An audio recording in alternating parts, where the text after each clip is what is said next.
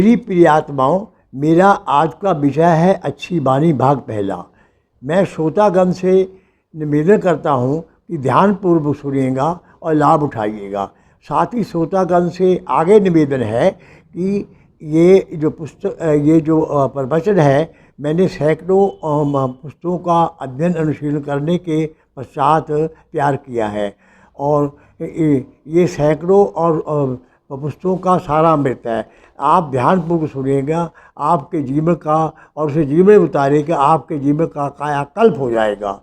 Number 1, संसार का सबसे बड़ा धर्म अहिंसा है। तभी कहा जाता है अहिंसा परमो धर्म है। अहिंसा संयम से आती है और संयम तप से आता है। अतः इच्छाओं का निरोध ही तप है और तप तपस्वियों की संगति से आता है। नंबर 2, संत महात्माओं ने माया को वेश्या कहा क्योंकि यह प्रतिदिन अपना पति बदलती है। कीर्ति को कुंवारी कहा क्योंकि कीर्ति जिसे चाहती है वह उसे नहीं चाहता और जो कीर्ति को चाहता है वह उसे कीर्ति नहीं चाहती, अतः वह कुंवारी है।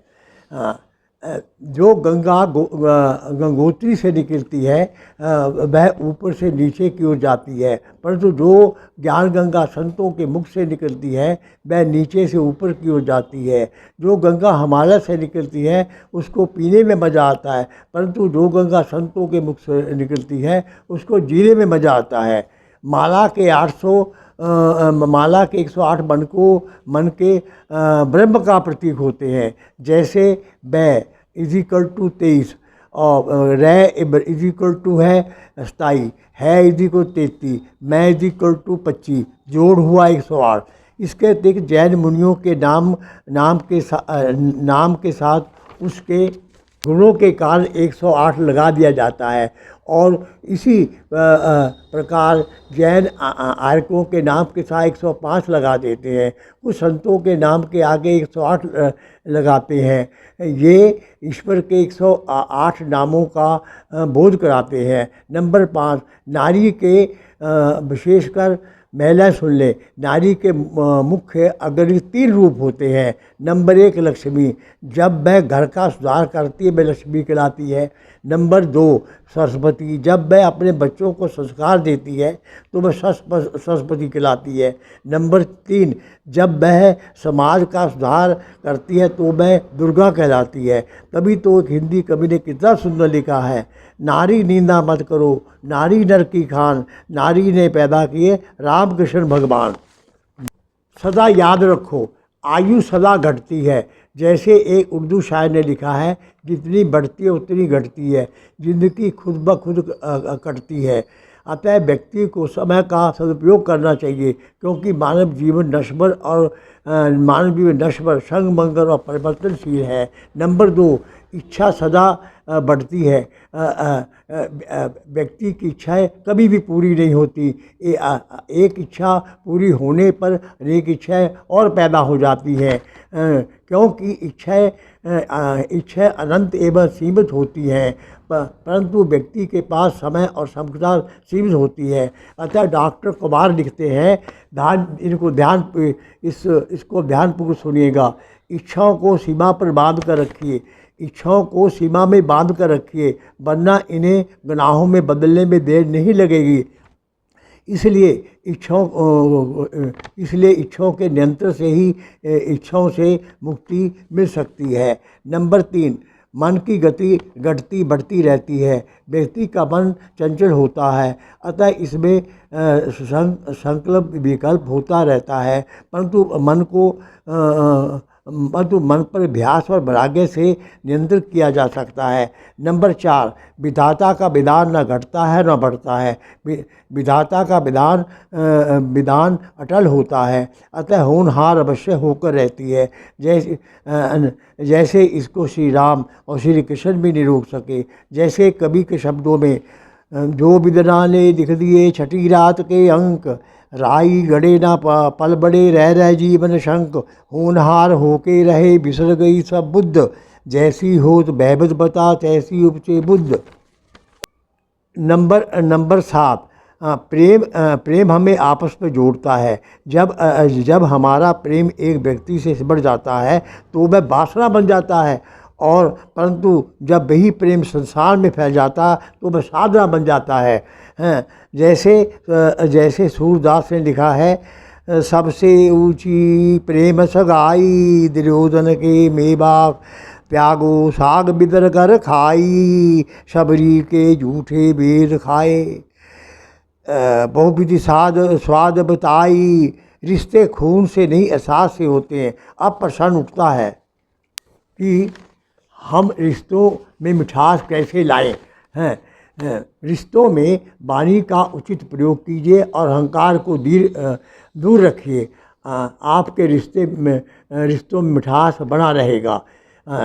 नंबर 9, सुखी कैसे रहें, इसको ध्यान से पूछ रहे हैं। आलोचना मत कीजिए, तुलना मत कीजिए, शिकायत मत कीजिए, प्रभु की रजा में राजी रहिए। नंबर 10, प्रसन्नता वह दवाई है जो धन से बाजार में नहीं मिलती। अतः प्रश्न उठता है, इसे कैसे प्राप्त करें। कुछ ना कीजिए, जो भी आपके पास है उससे संतुष्ट रहिए और निरंतर प्रयास कीजिए। नंबर 11, मानव जीवन की सबसे बड़ी भूल कौन सी है। मानव जीवन की सबसे बड़ी भूल ये है कि वह अपनी गलतियों को मानता नहीं है और ना ही सुधारता है। यदि वह ऐसा कर ले उसके जीवन का कायाकल्प हो जाएगा।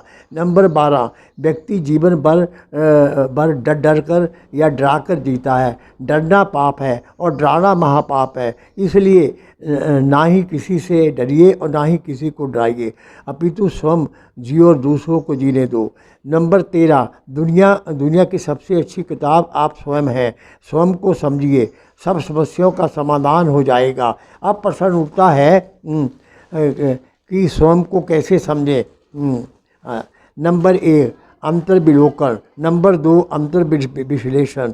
नंबर 3, अंतर बुद्धि। नंबर 4, आत्म सुझाव। अच्छा, पांडवों को माता नंबर 14, पांडवों को माता कुंती ने संस्कार मिले थे। पांडवों को माता कुंती से संस्कार मिले थे और वे धर्मपुत्र बन गए।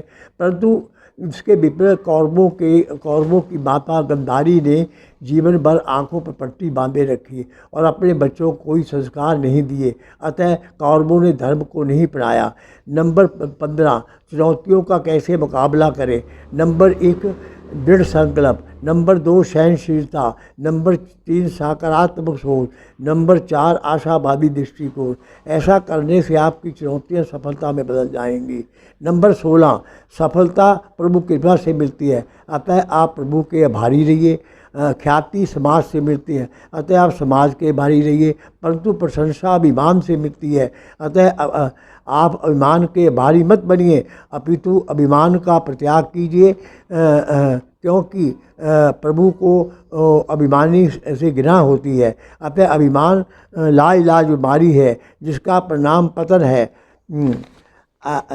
नंबर 17, शेष व्यक्ति कौन होता है। नंबर 1, शेष व्यक्ति वह होता है जहाँ पर आप रहें, आपसे लोग प्रेम करें। नंबर 2, जहाँ पर आप जाने वाले हैं वहाँ पर सब लोग आपका इंतज़ार करें। नंबर 3, जहाँ से आप चले जाएं लोग आपको याद करें।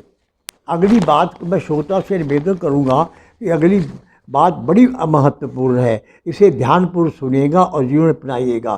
किसी ने मुझसे पूछा मज़े में हो। मैंने उत्तर दिया आनंद में हूँ। उसने पूछा दोनों में क्या अंतर है। मैंने उत्तर दिया मज़ा लूटने के लिए धन चाहिए, परंतु आनंद में रहने के लिए प्रभु कृपा चाहिए, क्योंकि आनंद प्रभु का पर्यायवाची शब्द है। नंबर 19, पहले घर में एक घड़ी होती थी और समय सबके पास होता था, परंतु आज घर में सबके पास घड़ियां हैं, फिर भी किसी के पास समय नहीं, क्योंकि आज व्यक्ति ने अपनी आवश्यकताएं और इच्छाएं बहुत बढ़ा ली हैं और ना ही उसके पास समय प्रबंधन की कला है। अतः इसी कारण से समय अभाव है। नंबर 20, मकान ईंटों पत्थरों से बनता है, परंतु घर प्रेम से बनता है। मकान बनाया जाता है, घर बसाया जाता है। मकान की दूरियां चलेगी, परंतु मन की दूरियां नहीं होनी चाहिए। नंबर 21, बौद्धा व्यक्ति जब बड़ा होता है तो बचपन को भूल जाता है, विवाह के पश्चात माता पिता को भूल जाता है, जब उसके बच्चे हो जाते हैं तब बहन भाई को भूल जाता है। ऐसा संस्कारों के भाव से होता है। वस्तुतः जिस व्यक्ति के जीवन में संयम, संतोष, सदाचार, सकारात्मक सोच, ये वह ऐसा नहीं करता और उस व्यक्ति का जीवन धन्य है। नंबर 22, भूत सपना है, वर्तमान अपना है, भविष्य कल्पना है। भूत में बूढ़े रहते हैं, वर्तमान में जवान रहते हैं और भविष्य में बच्चे रहते हैं। यदि आप जवान रहना चाहते हैं तो वर्तमान में रहिए। नंबर 23, व्यक्ति के पास तन मन धन होता है, परंतु संसार आपका तन और मन चाहता है। अतः ये संसार को दीजिए और मन प्रभु को दीजिए, क्योंकि प्रभु आपका ना तन और ना धन चाहते हैं। वे आपका मन चाहते हैं, क्योंकि प्रभु प्रेम के भूखे हैं। जैसे तुलसीदास जी ने रामचरितमानस में लिखा है, मिली न नहीं रघुपति बिन अनुरागा, ये जोग तप ज्ञान बरागा। शिवजी जी गरुड़ जी को उपदेश देते हुए कहते हैं, श्री राम बिना प्रेम से प्राप्त नहीं होते, भले ही योग, साधना, ज्ञान और वैराग्य किए हों। नंबर 24, आज व्यक्ति ने हंसना, मुस्कुराना और खिलखिलाना बंद कर दिया है, तभी तो कई नगरों में लाफ्टर क्लब खोलने पड़े। वस्तुतः हंसता हुआ 80 वर्ष का बूढ़ा बिना दांतों के से भी अच्छा लगता है, और इसके विपरीत 20 वर्ष का जवान जिसके मुंह में दांत नहीं है रोता हुआ बुरा लगता है। हंसने का वरदान केवल परमात्मा ने इंसान को दिया है, किसी जानवर और पंछी को नहीं दिया। इसलिए खूब हंसिए। आपके हाथ में मोबाइल हो या ना हो, परंतु मुख पर स्माइल जरूर होना चाहिए। यदि आप हंसेंगे तो आपकी टेंशन अटेंशन में बदल जाएगी। जैसे एक कबीर ने लिखा है, हिम्मत न हारिए प्रभु न बसारिए, हंसते मुस्कुराते हुए ज़िंदगी गुजारिए। नंबर 25 जो है ये बड़ा इम्पोर्टेंट के पॉइंट है। श्रोतों से कहूँगा इसे ध्यानपूर्वक सुनिएगा और जीवन में धारण कीजिएगा। वैराग्य कैसे उत्पन्न होता है? वैराग्य अगलिक 4 प्रकार से उत्पन्न होता है। नंबर अरुचि दृष्टि। कहते हैं महाराजा भर्तृहरि अपनी पत्नी पिंगला से अत्यंत प्रेम करते थे। एक दिन किसी ने उन्हें अमर फल भेंट किया, परंतु प्रेमवश उन्होंने वह फल अपनी पत्नी को दे दिया। परंतु उनकी पत्नी एक सैनिक से प्रेम करती थी, इसलिए उसने वह अमर फल सैनिक को दे दिया। सैनिक के वेश्या से प्रेम करता था, उसने वह फल वेश्या को दे दिया। वेश्या ने सोचा मैं इस फल का सेवन करके क्या करूँगी, अतः वेश्या ने वही अमर फल राजा को दे दिया।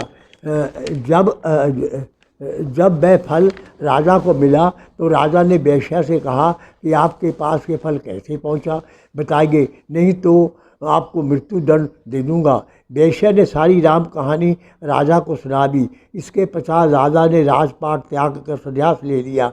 ये सब अरुचि दृष्टि के हुआ। नंबर 2 दोष दृष्टि। एक दिन महात्मा बुद्ध अपने सारथी के साथ एक बाजार में जा रहे थे। पहले उन्होंने एक रोगी व्यक्ति को देखा, फिर एक बूढ़े व्यक्ति को देखा, फिर इसके पश्चात संतों को देखा, फिर एक अर्थी को देखा। उन्होंने सारथी से पूछा कि क्या मैं भी रोगी, बूढ़ा, सन्यासी मृत्यु को प्राप्त होगा? उसे उत्तर दिया कि संसार के प्रत्येक व्यक्ति का ही हाल होगा। उन्हें वैराग्य हो गया, जिस कारण उन्होंने गृहस्थ का परित्याग कर दिया। नंबर 3 विवेक दृष्टि। आदि शंकराचार्य जी को 8 वर्ष की आयु में वैराग्य हो गया। फिर सारे संसार का भ्रमण किया और चारों मठों की स्थापना की। उसका मुख्य कारण था विवेक दृष्टि। नंबर 4 भगवत दृष्टि। मीरा को प्रभु प्रेम के कारण वैराग्य हुआ, फिर उसने गृहस्थ का परित्याग कर दिया और वह श्री कृष्ण के नन्हे भक्त बन गए। और जैसे उसने लिखा, मेरे तो गिरधर कपाल दूसरा न कोई, जाके सिर मोर मुकुट मेरो पति सोई। इसी प्रकार एक कवि ने कहा है, झूठे हैं सब रिश्ते नाते, झूठे हैं सब रिश्ते, रूठे हैं सब रिश्ते नाते, झूठी है सब कस्मे बाबे, मैंने छोड़ दी जगत की यारी, प्रभु मेरा यार हो गया। ओम शांति शांति।